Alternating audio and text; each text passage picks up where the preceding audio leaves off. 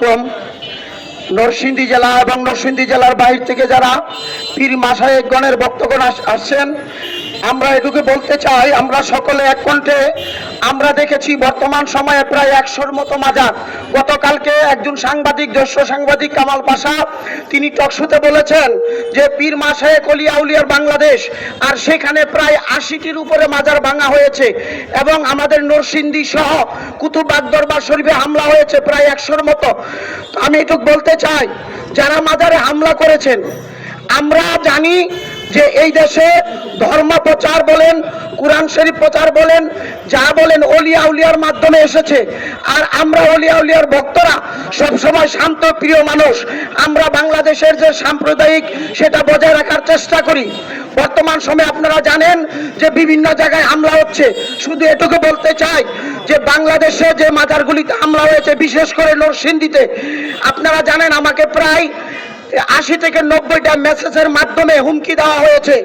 আমাকে আরো অনেক হুমকি দিয়ে বলা হয়েছে যে মাজারগুলি যেখানে বেদাতি কাজ হয়, আপনাদেরকে উদ্দেশ্য করে বলতে চাই মিডিয়া ভাইদের সামনে যে মাজারে বেদাতি কাজ হয় না।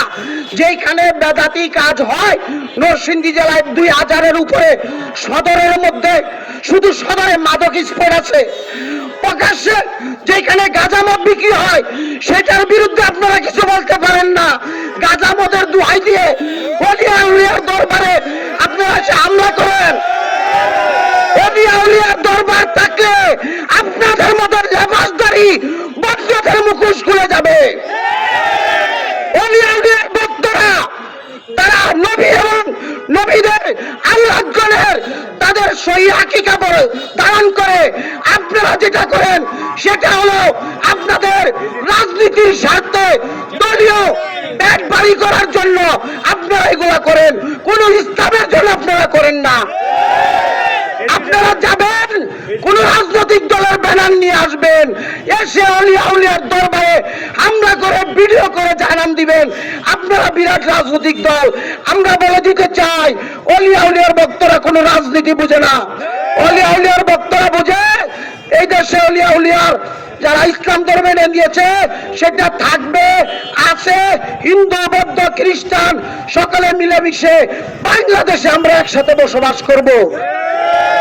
একটু বলে দিতে চাই প্রশাসনের ভাইদেরকে, আপনারা আমাদেরকে যে সিম্পলিটি দেখিয়েছেন, অপরাধীদেরকে ধরেছেন, কিন্তু এখানে শেষ নয়। তারা মানববন্ধন করে নরসিংদীতে নাকি কোনো ওলিয়া আউলিয়ার দরবার থাকবে না। আপনাদেরকে বলতে চাই, আপনাদের যদি কোনো প্রশ্ন থাকে, আপনারা প্রয়োজনে স্টেডিয়াম মাঠ বরাদ করেন, আমরা সেখানে ওলিয়া আউলিয়ার ভক্তরা থাকবো। কোনো হামলা ভাঙচুর করে নয়। আমরা অনেক কিছু জানি, আপনারা কি করেন সেটা বলতে চাই না। মাজারেও কিন্তু, মাদ্রাসা তো বলাৎকার হয়, কিন্তু ওলিয়া আউলিয়ার দরবারে কিন্তু সেটা হয় না। আমরা গত কয়েকদিন আগে মসজিদে দেখেছি একজন যুবতী নারীকে যুবতী নারীর পিঠের মধ্যে একজন আলেম সাহেব বসে, সেটা আবার ভাইরাল হয়েছে। এগুলা কিন্তু আমরা মাজারে করি না।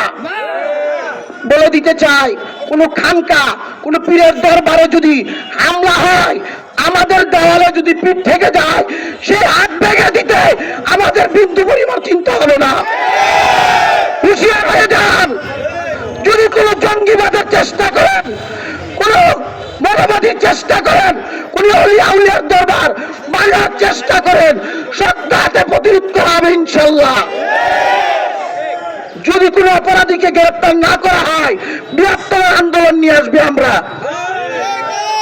এ বলে আমার বক্তব্য শেষ করলাম।